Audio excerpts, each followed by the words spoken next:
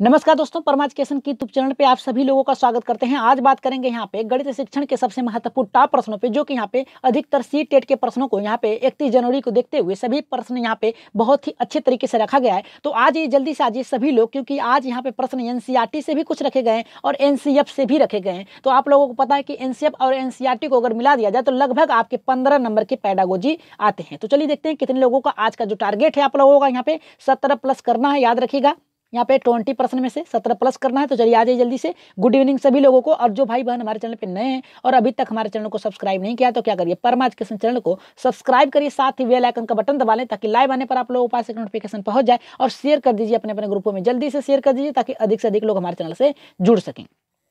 तो सब्सक्राइब करना ना भूलें, सब्सक्राइब भी कर लीजिएगा। और सभी लोगों ने कहा है सर बहुत ही फास्ट तरीके से आप पढ़ाते हैं, तो कमेंट भी आया था आप लोगों का। लेकिन आज की क्लास जो चलेंगे एकदम नॉर्मल तरीके से चलेंगे, लेकिन याद रखिएगा हर एक प्रश्न को आप लोगों को कमेंट आप लोगों का फास्ट आना चाहिए। और हमारा काम है कि आप लोगों को हर एक टॉपिक को समझाते चलना। तो चलिए देखते हैं यहाँ पे पहला प्रश्न क्या कर रहा है। गुड इवनिंग सभी लोगों को जी।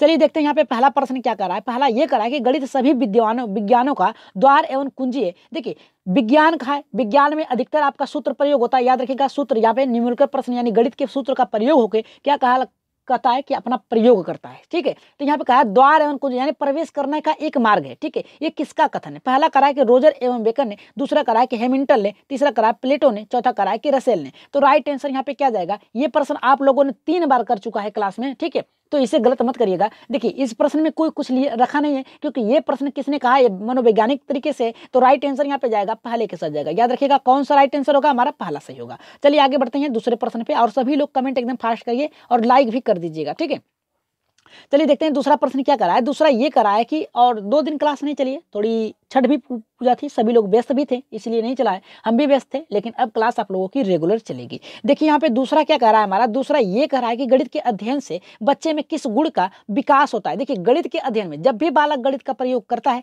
तो वो क्या करता है? तर्क करता है। ठीक है, तर्क करता है और अपने बौद्धिक क्षमता, ठीक है, बौद्धिक क्षमता का विकास करता है। ठीक है, तो यहाँ पे देखिए किसका विकास होता है। तो पहला करा है किस गुण का विकास होता है। आत्मविश्वास का होता है, तार्किक चिंतन का होता है, विश्लेषण का होता है, और यहाँ पे करा है कि उपयुक्त सभी। तो हमने कहा है कि उपयुक्त सभी दिया हो, इनमें से सभी दिया हो, ये अगर जहाँ पर भी ये लगाओ सभी के आगे, ठीक है, सभी के आगे ये लगाओ, वो समझ लीजिए आपका कुछ रॉन्ग हो सकता है। लेकिन इनमें से सभी, ये सभी, उपयुक्त सभी अगर दिया हो तो राइट आंसर आपका होगा। तो यहाँ पे देखिए राइट आंसर जाएगा हमारा यहाँ पे डी के साथ जाएगा। और बता दें कि यहाँ पे किस गुण का विकास होता है। तो आत्मविश्वास। जब आप किसी प्रश्न को सॉल्व करते हैं तो अगर आपका प्रश्न सही हो जाता है तो आप में एक उत्साह उत्पन्न हो जाता है कि हम अगले प्रश्न को भी कर सकते हैं। तो ये भी हमारा सही हुआ। दूसरा देखिए कराए तार्किक सोच। जब भी आप गणित का प्रयोग करते हैं, अध्ययन करते हैं, तो आप सोचते हैं। क्या करते हैं? सोचते हैं। सोचने के बाद आप क्या करते हैं? किसी निष्कर्ष पे पहुंचते हैं। तो ये भी हमारा सही है। अब देखिए विश्लेषण। जब आप तर्क करेंगे, ठीक है, तब आप में एक विश्वास पैदा होगा, आत्मविश्वास होगा, उत्पन्न होगा। और तब क्या करेंगे? 2 कारणों में, ठीक है, 2 वस्तुओं में क्या करेंगे? विभेदी करना सीख जाएंगे। तो ये भी विश्लेषण भी हमारा सही हो गया। तो राइट आंसर यहाँ पे जाएगा हमारा चौथे के साथ जाएगा। चलिए नेक्स्ट प्रश्न पे आगे बढ़ते हैं। देखते हैं नेक्स्ट प्रश्न हमारे यहाँ पे क्या कर रहा है और कितने लोगों का ये सही होता है। देखिए नेक्स्ट प्रश्न ये कर रहा है कि सामान्य से विशिष्ट का सिद्धांत निम्न में से किस का प्रयोग होता है, यानी किस पे प्रयोग होता है। पहला यहाँ पे देखिए क्या सामान्य में से होता है नॉर्मल और विशिष्ट में से होता है कठिन, यानी एक सरल तरीके से आगे बढ़ते हुए क्रम में कठिन की तरफ आगे बढ़ना। ये सिद्धांत किस प्रयोग पे आधारित है? पहला यहाँ पे करा है आगमन, दूसरा करा है निगमन, तीसरा करा है विश्लेषण संश्लेषण, और चौथा करा है कि विश्लेषण। तो राइट आंसर यहाँ पे क्या जाएगा? जल्दी से बताइए हमारा कि तीसरे का राइट आंसर क्या होगा। जी राइट आंसर क्या जाएगा हमारा यहाँ पे? राइट आंसर जाएगा यहाँ पे हमारा दूसरे के साथ जाएगा निगमन विधि। ठीक है, आगमन में होता है उदाहरण, ठीक है, उदाहरण होता है, और निगमन में होता है नियम। यहाँ पे क्या कहा है? यहाँ पे सामान्य से विशिष्ट, यानी एक क्रम में जा रहे हैं, यानी किसी सिद्धांत का प्रयोग कर रहे हैं। तो आप नियम की तरफ से, नियम से आगे बढ़ रहे हैं ना। उदाहरण का मतलब होता है पहले ही आप किसी वस्तु पे एक लेक्चर दे दें तो वो आपका उदाहरण होता है, फिर इसके बाद प्रयोग करना। तो राइट आंसर यहाँ पे जाएगा हमारा दूसरे के सजाए। संश्लेषण में होता है जोड़ना, विश्लेषण में होता है बांटना। तो चलिए आगे बढ़ते हैं। राइट आंसर यहाँ पे दूसरा होगा। आगे बढ़ते हैं। यहाँ पे 20 प्रश्न रखे गए हैं जिसमें से टारगेट आप लोगों का होना चाहिए कम से कम 17 प्लस। अब देखिए यहाँ पे क्या करा है कि गणित में किस विधि में प्राय सूत्र तथा नियम का सहायता लिया जाता है। तो पहला यहाँ पे करा है कि संश्लेषण। याद रखिएगा संश्लेषण में से जोड़ना होता है, विश्लेषण की बात किया है यानी बांटना होता है, आगमन में होता है उदाहरण, नियम में होता है यहाँ पे निगमन में होता है नियम। तो राइट आंसर यहाँ पे क्या जाएगा? किसमें? देखिए सूत्र का प्रयोग किया। याद रखिएगा सूत्र का प्रयोग करने की बात कर रहा है। ठीक है, तो राइट इसमें क्या जाएगा? देखिए इसमें संश्लेषण में होता है जोड़ना। याद रखिएगा जोड़ना होता है। यहाँ पे विश्लेषण में होता बांटना, यहाँ पे आगमन में होता उदाहरण, और यहाँ पे निगमन में होता है नियम। तो अब आप बताइए यहाँ पे क्या कहा है, सूत्र की बात किया है, नियम की बात किया है, तो किस में जाएगा? तो आप यहाँ पे देखिए जोड़ना तो हो नहीं सकता यहाँ पे, ठीक है, यहाँ पे बांटना भी नहीं हो सकता, उदाहरण भी नहीं हो सकता, राइट आंसर जाएगा यहाँ पे चौथे के साथ जाएगा निगमन, ठीक है, राइट आंसर जाएगा चौथे के साथ जाएगा। आगे बढ़ते हैं यहाँ पे पांचवें प्रश्न पे, देखते हैं पांचवा हमारा यहाँ पे क्या करा है। देखिए पांचवा ये करा है कि गणित यह वह भाषा है जिसमें परमेश्वर ने संपूर्ण जगत या ब्रह्मांड को लिखा है। ये कथन किसका? देखिए बहुत ही अच्छा प्रश्न आ गया है कि गणित यह वह विषय है, भाषा है, ठीक है, वह भाषा है, मतलब जिसके माध्यम से आप क्या याद रखिएगा, गणित की कोई भी अलग से भाषा नहीं है, गणित स्वतः ही एक भाषा है, याद रखिएगा। इसका खुद ही सूत्र होता है, खुद ही भाषा होता है, खुद ही व्याकरण होता है, ठीक है। तो यहाँ पे किसने कहा है कि जिसने परमेश्वर और संपूर्ण जगत का ब्रह्मांड लिखित है, ये किसका कथन है? पहला कराएगा गैलीलियो का, रफेल का, प्लूटो का, हैमिल्टन का। तो राइट आंसर यहाँ पे पांचवें का कौन सा होगा? देखिए पांचवें का जो राइट आंसर जाएगा हमारा यहाँ पे पहले के साथ जाएगा गैलीलियो, ठीक है, राइट आंसर जाएगा यहाँ पे पहले के साथ जाएगा। आगे बढ़ते हैं यहाँ पे छठे प्रश्न पे, देखते हैं छठा हमारा यहाँ पे क्या कह रहा है। देखिए छठा ये करा कि जो विद्यार्थी ज्यामिति नहीं समझ सकते इस विद्यालय में नहीं आ सकते। यह कथन किसका है? मतलब ये कि जो भी बालक ज्यामिति नहीं समझते हैं वो अगले विद्यालय में नहीं जा सकते या फिर अलग विद्यालय में नहीं जा सकते। ये किसका कथन है? अरस्तु का है, हर्बर्ट का है, प्लूटो का है, हैमिल्टन का है। तो राइट आंसर जल्दी से बताइए, और साथ में क्या करिए, लाइक कर दीजिए, जितने लोग हैं कम से कम जितने लोग हैं उतने ही तो लोग लाइक कर दीजिए। तो यहाँ पे देखिए क्या कर रहा है हमारा, अरस्तु होंगे, हर्बर्ट होंगे, प्लूटो होंगे, हैमिल्टन होंगे। तो राइट आंसर यहाँ पे छठे का कौन सा जाएगा? जी राइट आंसर यहाँ पे जो जाएगा हमारा यहाँ पे तीसरे के साथ जाएगा, प्लूटो के साथ जाएगा, ठीक है, राइट आंसर तीसरा होगा। आगे बढ़ते हैं यहाँ पे सातवें प्रश्न पे, देखते हैं सातवां प्रश्न यहाँ पे क्या करा है। सातवां ये करा है कि खेल विधि के जन्मदाता कौन है। अब देखिए सबसे महत्वपूर्ण प्रश्न आ गया, टेट में पूछा जा चुका है, याद रखिएगा टेट में लगभग ये हर बार पूछा जाता है, ठीक है।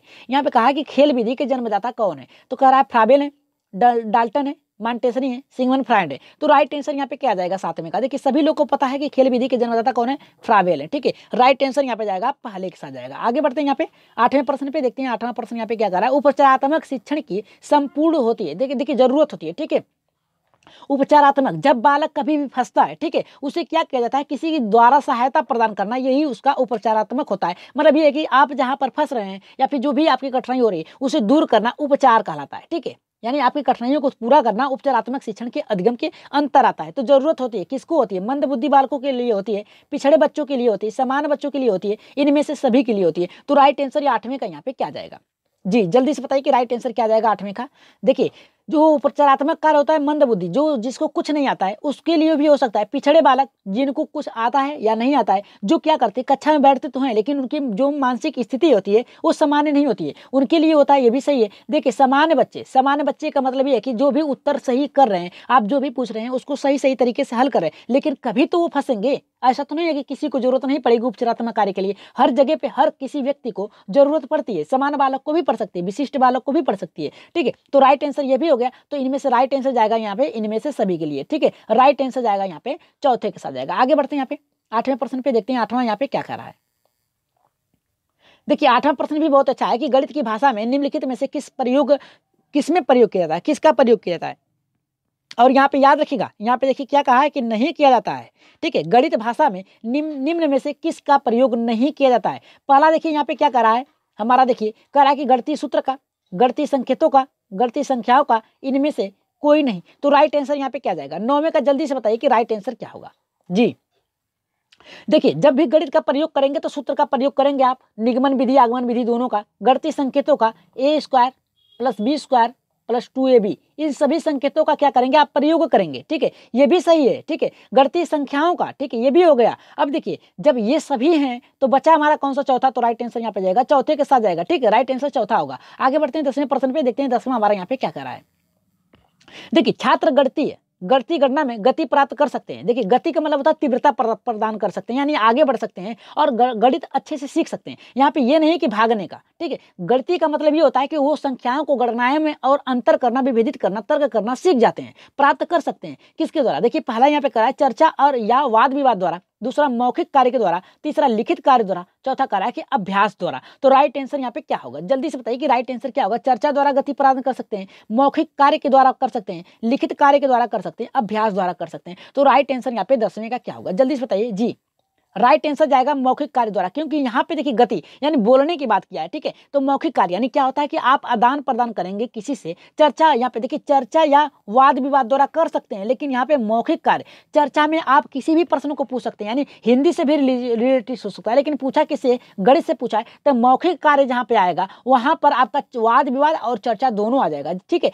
अगर यहाँ पे मौखिक नहीं होता, ठीक है, लिखित होता, यहाँ पे लिखित तो है, यहाँ पे दूसरा कोई सांकेतिक होता, तब आप क्या कर सकते थे, पहले पे मार सकते हैं, लेकिन यहाँ पे मौखिक, जब तक आप बोल के किसी भी भाषा का प्रयोग नहीं करेंगे तब तक आप उसमें यहाँ पे क्या होता है कि ज्ञान प्राप्त नहीं कर सकते। तो राइट आंसर यहाँ पे जाएगा, दूसरे के साथ जाएगा। आगे बढ़ते हैं, यहाँ पे पहला नहीं होगा।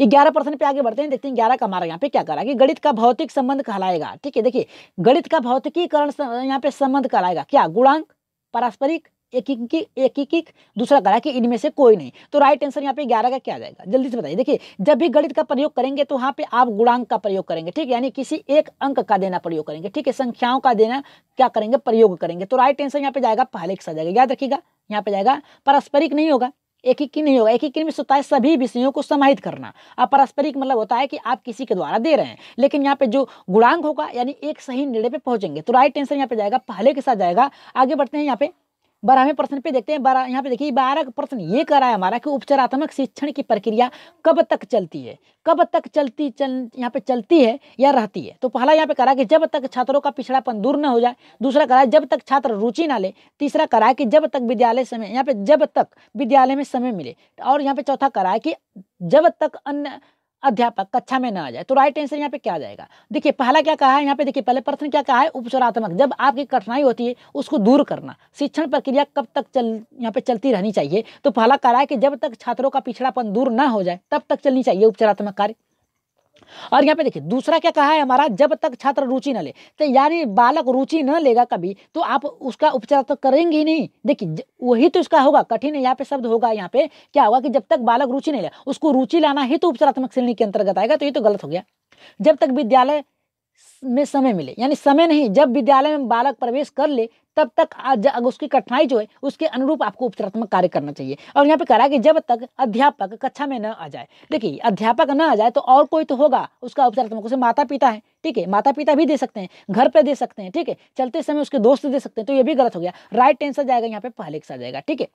आगे बढ़ते हैं, यहाँ पे 13वें प्रश्न पे देखते हैं। 13 का हमारा यहाँ पे क्या करा है, गणित की प्रारंभिक कार्य अवस्था है। देखिए गणित की प्रारंभिक में से शुरुआती, ठीक है, मानसिक कार्य, मौखिक कार्य, लिखित कार्य, उपरीक्त सभी। तो राइट आंसर यहाँ पे 13 का क्या जाएगा जी। 13 का देखिए बहुत सोच समझ के दीजिएगा, यहाँ पे देखिए सोच समझ के दीजिए, इस प्रश्न को थोड़ा सा फंसाना आपको, इसलिए उपरीक्त सभी होगा, ठीक है। अब बताइए कि राइट आंसर क्या जाएगा हमारा, जल्दी से बताइए कि राइट आंसर क्या जाएगा, पहला होगा, दूसरा होगा, तीसरा होगा या फिर चौथा। क्या कहा है, गणित की प्रारंभिक कार्य अवस्था, कार्य यानी गणित को शुरू करने से पहले आपको क्या करना चाहिए। देखिए प्राथमिक स्तर, ठीक है, याद रखिएगा प्राथमिक स्तर की बात किया है, ठीक है। किसकी बात किया है, प्राथमिक स्तर की बात किया है, ठीक है। प्राथमिक स्तर में क्या होता है, ठीक है, शुभोपली, ठीक है, पहले सुनते हैं, फिर बोलते हैं, फिर पढ़ते हैं, फिर लिखते हैं। लेकिन यहाँ पे गणित की प्रारंभिक क्या है, ठीक है। तो राइट आंसर यहाँ पे क्या जाएगा दी, गणित की पहली होगी हमारे यहाँ पे मौखिक। राइट आंसर जाएगा यहाँ पे दूसरे के साथ जाएगा, क्योंकि गणित में पहले आप उनको बोल के बताएंगे, ठीक है। तो राइट आंसर यहाँ पे जाएगा पहला यहाँ पे अवस्था का है, ठीक है। पहले तो लिखना चालू नहीं करेगा गणित में, ठीक है, पहले उसे समझेगा, फिर इसके बाद अपने सोचेगा, फिर समझेगा, ठीक है, फिर इसके बाद लिखेगा। तो यहाँ पे कहा क्या है कि गणित की प्रारंभिक अवस्था, तो राइट आंसर जाएगी दूसरे के साथ जाएगा। आगे बढ़ते हैं, यहाँ पे 14वें प्रश्न पे देखते हैं। 14 का हमारा यहाँ पे क्या कर रहा है, सरल ब्याज मिले सीखें, ठीक है। यहाँ पे क्या कर रहा है कि सरल ब्याज सीखे बिना चक्रवृद्धि ब्याज समझने में नहीं आ सकता, ये संबंध है, ठीक है। यहाँ पे देखिए क्या कर रहा है कि सरल ब्याज सीखे बिना चक्रवृद्धि ब्याज समझ में नहीं आ सकता, यह संबंध किसे, पारस्परिक से, एकीक से, गुणांक से, इनमें से कोई नहीं। तो 14 का राइट आंसर क्या होगा, देखिए ऑप्शन वही है लेकिन बस प्रश्न बदल दिया है, ठीक है। अब इसका राइट आंसर 14 का क्या जाएगा, जल्दी बताइए जी। देखिए 14 का यहाँ पे क्या राइट आंसर जाएगा, यहाँ पे पारस्परिक, ठीक है, क्योंकि आप एक श्रेणी में जाएंगे, ठीक है। जब तक आप किसी एक निष्कर्ष यानी एक सूत्र को याद नहीं करेंगे तब तक आप क्या करेंगे, अगले क्रम में नहीं बढ़ सकते। तो राइट आंसर जाएगा यहाँ पे पहले के साथ जाएगा। आगे बढ़ते हैं 15वें प्रश्न पे देखते हैं। 15 का यहाँ पे क्या करा है, देखिए 15 का ये कह रहा है कि सहायक सामग्री गणित सीखने में लाभ पहुंचाती है। पहला करा है विषय वस्तु को रोचक बनाकर, विषय वस्तु को मनोरंजक बनाकर, कक्षा के अनुशासन बनाकर, उपर्युक्त सभी ढंग से। तो राइट आंसर यहाँ पे 15 का क्या जाएगा, जल्दी से बताइए कि 15 का राइट। देखिए जब भी आप सहायक सामग्री का प्रयोग करते हैं गणित में सीखने में लाभ पहुंचा सकती है, तो आप रोचक बनाएंगे तब भी मनोरंजक रहेगा, यानी खेल खेल में सीखेंगे। और अनुशासन, यानी जब तक आप अनुशासन व्यवस्था कायम नहीं करेंगे विद्यालय में, तब तक कोई भी बालक अनुशासित नहीं होगा और सीखने में रुचि नहीं लेगा। ठीक है, तो ये तीनों सही है, राइट आंसर जाएगा यहाँ पे चौथे के साथ जाएगा। ठीक है, राइट आंसर हमारा यहाँ पे होगा कौन सा, उपयुक्त सभी। चलिए आगे बढ़ते हैं यहाँ पे 16वें प्रश्न पे, देखते हैं 16 का कितने लोगों का सही होता है।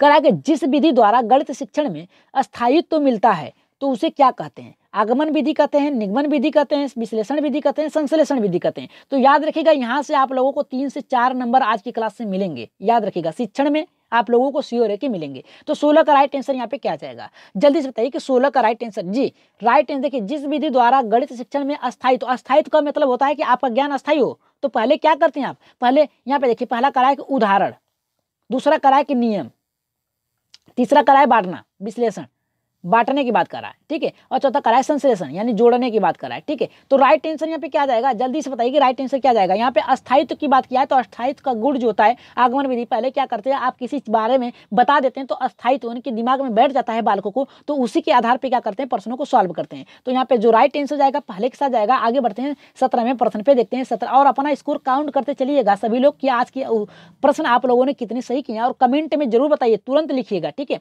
और लाइक कर दीजिए सभी लोग। ठीक है, एक बार फिर करें, लाइक कर दीजिएगा, जो लोग नए सब्सक्राइब भी कर लीजिएगा। 17 का ये करा है कि पूर्वदर्शित लक्ष्य जिसके लिए क्रिया की जाती है कहते हैं, क्या कहते हैं, विधि कहलाए, और दूसरा करा है कि युक्ति कहलाए, और यहाँ पे तीसरा करा है कि प्रविधि करा है, और चौथा करा है कि उद्देश्य करा है। तो राइट आंसर यहाँ पे क्या जाएगा, देखिए क्या करा है, पूर्वदर्शित यानी पहले का ज्ञान, और जिसके लिए क्रिया की जाती है यानी पहले के ज्ञान को करने के लिए जिस क्रिया का प्रयोग की जाती है उसे क्या कहते हैं, विधि कहता है, दूसरा करा है युक्ति कहता है, तीसरा करा है कि प्रविधि कहता है, और चौथा करा है कि उद्देश्य। तो राइट आंसर यहाँ पे क्या जाएगा, जल्दी से बताइए कि 17 का राइट आंसर होगा। जी 17 का राइट आंसर उद्देश्य। ठीक है, यानी पूर्व ज्ञान, जब पूरे ज्ञान का आप पूर्व ज्ञान का क्या करते हैं, प्रदर्शित करते हैं, नए ज्ञान में जोड़ते हैं, तो आपका एक उद्देश्य होता है कि हम इसका प्रयोग करके आगे बढ़ सकते हैं। तो आपका एक उद्देश्य होता है। ठीक है, राइट आंसर जाएगा चौथे के साथ जाएगा, विधि नहीं होगा, युक्ति नहीं होगा, प्रविधि नहीं होगा। ठीक है, विधि का प्रयोग आपका कब करेंगे, सूत्रों के द्वारा करेंगे। ठीक है, जब जहां पर निगमन का बात करेगा, ठीक है, नियम की बात करेगा, तहां पे कर सकते हैं। तो राइट आंसर यहाँ पे जो जाएगा हमारा चौथा होगा। ठीक है, आगे बढ़ते हैं, उद्देश्य के लिए किसी भी कार्य को किया जाता है। 18 का क्या कर रहा है देख लेते हैं, मौखिक गणित शिक्षण लाभदायी होता है। मौखिक मतलब बोलकर, ठीक है, बोलकर, ठीक है, मौखिक लाभदायी होता है, क्योंकि इसमें देखिए क्या होता है, देखिए 3 बार ये ऑप्शन आ चुका है। ठीक है, और ऑप्शन में बस बदल के आया है। ठीक है, प्रश्न बदल के आए हैं, लेकिन इस बार प्रश्न को वही यहाँ पे जो ऑप्शन था उसको ही यहाँ पे प्रश्न में रख दिया गया है। देखिए क्या करा है, एकाग्रता बढ़ती है, दूसरा करा है क्रम वृद्धि बढ़ती है, मतलब क्रम में आगे बढ़ने का, और यहाँ पे करा है स्वावलंबन की भावना का विकास होता है, यानी खुद से करने का, और चौथा करा है स्वच्छता एवं शुद्धता, यानी लिखने में आप प्रयोग करते हैं। तो राइट आंसर यहाँ पे 18 का क्या जाएगा, देखिए 18 का जो राइट जाएगा यहाँ पे देखिए क्या कहा है, पहले मौखिक गणित शिक्षण की लाभदायक हो सकती है। किसके लिए, मौखिक मतलब बोलकर भी कर सकते हैं और मौन भी कर सकते हैं। तो राइट आंसर यहाँ पे एकाग्रता बढ़ती है, मतलब क्या होता है, आप क्या करते हैं, उस पर ध्यान केंद्रित करते हैं। जब ध्यान केंद्रित करते हैं तो आपकी रुचि भी विकसित होगी। आप जब विकसित होगी तो आपको देखकर पुराने बालक भी, आपके साथ वाले बालक भी आपके साथ क्या करते हैं, वो आपका अनुसरण करेंगे। तो राइट आंसर यहाँ पे जाएगा पहले के साथ जाएगा। आगे बढ़ते हैं यहाँ पे 19वें प्रश्न पे, देखते हैं 19 का क्या करा है। देखिए 19 का ये करा है कि छोटी कक्षाओं में गणित विषय में रुचि उत्पन्न करने के लिए पढ़ाने का तरीका क्या होना चाहिए, मनोरंजन एवं खेल विधि संबंधित रटने, आगमन और निगमन। देखिए रटने तुम्हारा गलत हो गया, बचा कौन सा, 3 से हमारा। ठीक है, 3 ऑप्शन हमारा बचा यहाँ पे।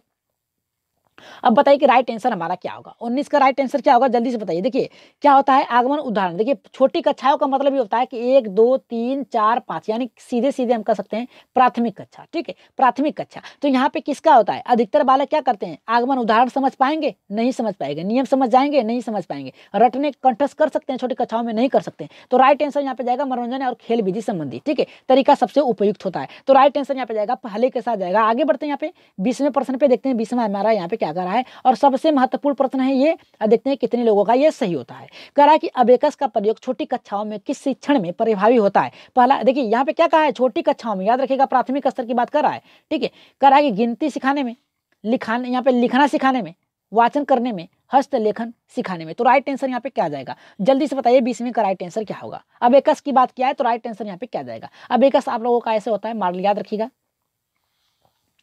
ठीक है, इस तरह से होता है, अब इसका प्रयोग किस में करते हैं, ठीक है। तो राइट आंसर यहाँ पे क्या जाएगा, जल्दी से बताइए कि पहला होगा गिनती सिखाने में, यहाँ पे लिखना सिखाने में, वाचन करने में, हस्त लेखन क्षमता में। तो राइट आंसर यहाँ पे जो जाएगा इसका जी पहला जाएगा, राइट आंसर यहाँ पे 20वें का पहला जाएगा। देख लेते हैं कमेंट आप लोगों को कितने लोगों का सही हुआ है ये। जी राइट आंसर यहाँ पे जाएगा, पहले से जाएगा। और बता दें कि उत्तर नीचे दिए गए हैं, जल्दी ही आप लोगों को पीडीएफ मिल जाएगा। और बता दें ग्रुप में मिलेगा, ठीक है।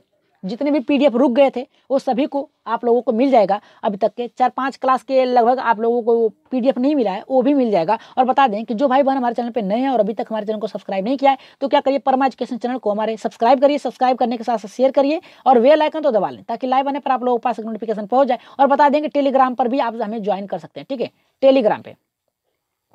टेलीग्राम पर भी ज्वाइन कर सकते हैं परमा एजुकेशन के नाम से, ठीक है। लगभग 5,500 से ऊपर हैं सब्सक्राइबर, उसमें भी आप जाके ज्वाइन कर सकते हैं। वहाँ पर लगभग आपको 1800 लगभग पीडीएफ मिल जाएंगे। टेट और सी टेट संबंधित हर एक टॉपिक के संबंधित आप लोगों को पीडीएफ फाइल मिल सकते हैं। वहाँ पे 1800 पीडीएफ फाइल मिल सकते हैं, ठीक है। और व्हाट्सएप ग्रुप में जुड़ने के लिए आप क्या कर सकते हैं, यहाँ पे हमारे व्हाट्सएप नंबर को ले सकते हैं और मैसेज कर दीजिएगा, आपको व्हाट्सएप ग्रुप में जोड़ दिया जाएगा, ठीक है। और एक ग्रुप और भी फुल हो गया है, लगभग तीसरा ग्रुप बनने जा रहा है इसमें व्हाट्सएप ग्रुप में, उसमें भी जल्दी से आप लोगों को शेयर कर दिया जाएगा और जल्दी ही आप लोगों को पीडीएफ मिलेगा। और आज की क्लास आप लोगों को कैसी लगी एक बार कमेंट जरूर करिएगा। और आज के उत्तर नीचे दिए गए हैं, देख लीजिएगा और अपना सुझाव जरूर बताइएगा कि अगली क्लास किस पे चलाई जाए, ठीक है। तो आज के लिए इतना ही, धन्यवाद।